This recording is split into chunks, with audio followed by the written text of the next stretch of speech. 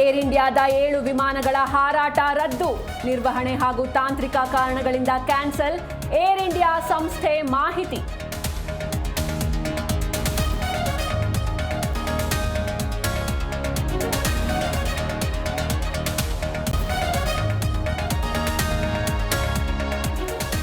ಲ್ಯಾಮುಥೆಮ್ ಸಿಂಗ್ಸನ್ ಪಾರ್ಥಿವ ಶರೀರ ರವಾನೆ, ಮಣಿಪುರದ ಕಾಂಗೋಕ್ಷಿಯಲ್ಲಿನ ನಿವಾಸದಲ್ಲಿ ಅಂತಿಮ ನಮನ, ಮಧ್ಯಾಹ್ನ ಅಂತಿಮ ಸಂಸ್ಕಾರ.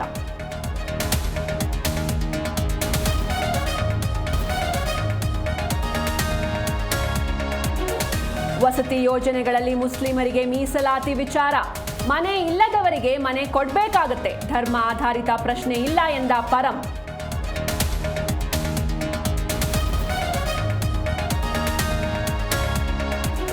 ಕೊನೆಗೂ ರಾಜ್ಯ ಬಿಜೆಪಿ ಮುನಿಸು ತಣಿಸುವ ಯತ್ನ, ಅಸಮಾಧಾನ ಬೆಂಕಿ ಆರಿಸಲು ಹೈಕಮಾಂಡ್ ಎಂಟ್ರಿ, ದಾವಣಗೆರೆ ಜಿಲ್ಲಾ ಬಿಜೆಪಿ ತಟಸ್ಥ ಬಣದ ಜೊತೆ ಚರ್ಚೆ.